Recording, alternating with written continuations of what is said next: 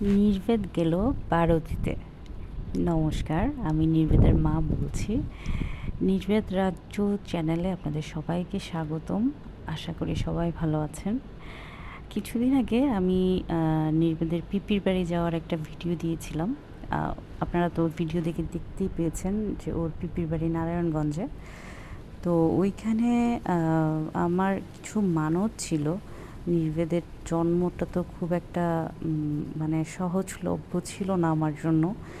আমার আসলে অনেক সময় পরে গিয়ে আমি নির্ভেদকে পেয়েছি। তো এই সময়গুলোতে আমি মানে এমন কোনো জায়গা নেই যেখানে মানত করিনি ওর জন্য, একটা সন্তানের জন্য আর কি। তো ঠিক সেরকমই বারোদিতেও ওর জন্য মানত ছিল। তো আমি যেহেতু ঢাকায় থাকি না বা নারায়ণগঞ্জের আশেপাশেও থাকি না, আমি তো চাইলেই হুট করে গিয়ে দিয়েও আসতে পারি না সবগুলো মানত। যেহেতু আমি কোনো একটা কাজে গিয়েছিলাম, তো ভাবলাম যে এবার বারোদির কাজটা সেরে আসি। এই মানে যা ভিডিওতে দেখতে পাচ্ছেন এটা বারোদি ঢোকার সময়ের ভিডিও আর কি। যারা গিয়েছেন তারা তো হয়তো বা বুঝতে পারছেন, আর যারা যাননি তারা হয়তো দেখতে পাবেন আর কি। এই বিভিন্ন রকমের মিঠাই আর ট্যাটু বা বিভিন্ন রকমের ফ্রুটসের দোকান, এগুলো সব ওই বারোদি ঢোকার সময়ই ছিল। তো ওইটা একটু ছোটোখাটো করে ভিডিও করার চেষ্টা করা। এইটা হচ্ছে বাবা লোকনাথের সেই দর্শনটা, মানে যেই কারণে আসলে মানুষ বারোদি যায় আর কি। তো আমি দেখলাম যে অনেক মানুষ ওইখানে গিয়েছে তাদের নিজেদের মনস্কামনা পূরণ করার জন্য। তো আমরাও গিয়েছি, যেহেতু আমাদেরও যেটা চেয়েছিলাম সেটা হলো। তো আমরাও গিয়েছি। তো বারোদিতে না আমি এর আগেও বেশ কয়েকবার গিয়েছিলাম, কিন্তু এতটা পরিবর্তন দেখিনি।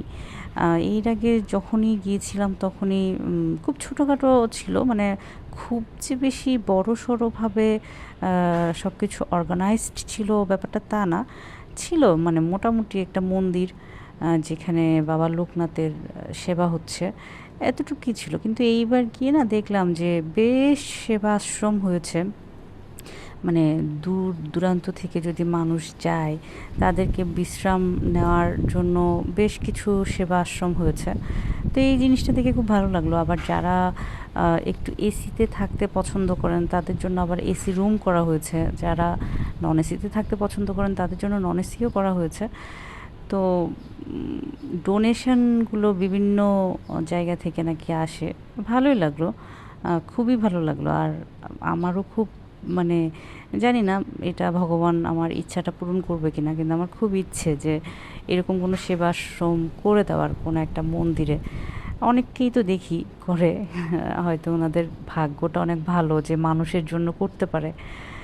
আমি জানি না আমার ভাগ্যে এটা আছে কিনা, কিন্তু আমার খুব ইচ্ছে এই মানুষগুলোর জন্য যারা মানে ওইখানে তো সব ফ্রি খাবার। আর যারা বারোদিতে গিয়েছেন তারা তো জানেন বারোদিতে যখনই যে যাবে ফ্রিতে খেতে পারবে। তা আমার খুব ইচ্ছে আর কি এই মানে সেবাটা মানুষকে দেওয়ার, কিন্তু আমি জানি না এটা আমার ভাগ্যে আছে কিনা। তো এই যে জায়গাটা দেখতে পাচ্ছেন এটা হচ্ছে এই সেবা আশ্রমগুলো। এইগুলো দেখলাম নতুন হয়েছে এবং অনেকগুলো দেখলাম একসাথে, 4-5টা বিল্ডিং দেখতে পেলাম আর কি, নতুন করেছে। ভালোই লাগলো। আমাদের তো অবশ্য যেহেতু আমার ননসের বাড়ি ওখানে, তো আমার অন্য কোথাও উঠতে হয়নি।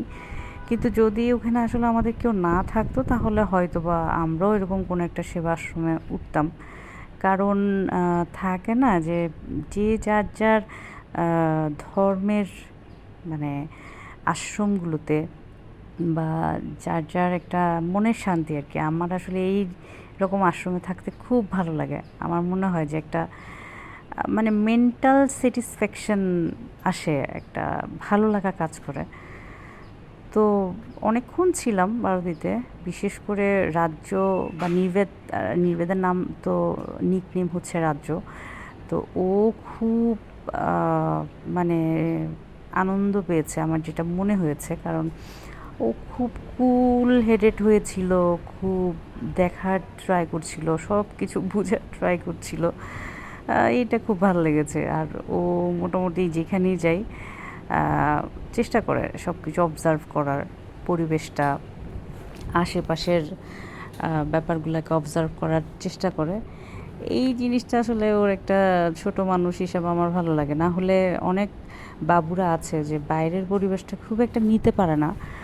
হয়তোবা তারা খুব বিরক্ত বোধ করে যে রোদ কিংবা গরম এই জিনিসটা হয়তো নিতে পারে না। সেরকম সেরকম একটা ব্যাপার হলে হয়তো আমার জন্য খুব কষ্ট হয়ে যেত। যেহেতু আমি যে হারে উড়নচণ্ডী, আমার একটু ঘোরাঘুরি না করলে খুব একটা ভালো লাগে না। আমার একটু ঘুরতে ইচ্ছে করে, মানে থাকে না প্রত্যেকটা মানুষের লাইফের একটা ইচ্ছে, যে কারো শপিং করতে ইচ্ছে করে, বা কারো খেতে ভালো লাগে, কারো বই পড়তে ভালো লাগে, কারো টিভি দেখতে ভালো লাগে। আমার না ঘুরতে খুব ভালো লাগে। আমার মানে ট্যুর, ট্রাভেল এই ব্যাপারগুলো আমার খুব ভালো লাগে। তো এই যে মন্দিরটা, এটা হচ্ছে দুর্গা মন্দির। এটা নতুন হয়েছে। এইটা আমি প্রথম দেখলাম গিয়ে। এর আগে যখন গিয়েছিলাম আমি তখন পাইনি এটা। এইবার না আর অন্যবারের মতো প্রসাদটা নিতে পারিনি। যারা বারোদিতে গেছেন তারা হয়তো বুঝতে মানে জানেন, ওইখানে খুব ঘানি ভাঙা সরিষার তেল দিয়ে আলু ভর্তা দিয়ে একটা প্রসাদ বানানো হয়, যেটা আসলে খেতে খুব তৃপ্তি লাগে, মানে খুব তৃপ্তি লাগে। হয় না যে আমরা কিন্তু ঘরেও আলু ভর্তা বানাই, কিন্তু কেমন যেন না ওই প্রসাদটার মতো হয় না। এটা অদ্ভুত একটা ভালো লাগা। তো আমরা মোটামুটি যখনই যাই তখনই ওইখানকার ঘানি ভাঙা একটা সরিষার তেল নিয়ে আসার চেষ্টা করি। সব সময় খুব একটা পারি না, কিন্তু চেষ্টা করি। তো এইবারও গিয়েছিলাম ঘানি ভাঙা সরিষার তেলের ওই ঘাটিটাতে। তো নির্বেদের জন্য আবার ভাবলাম যে 1 লিটার একটা সরিষার তেল নিয়ে যাই, কারণ বাচ্চাদের মাথায় তো আবার সরিষার তেল দিতে হয়, সবাই তো জানেন। আবার শীতকাল যখন হয় তখন আবার একটু সরিষার তেলটা হালকা করে দিতে থাকি, যেহেতু চামড়াটা ফেটে ফেটে যায়।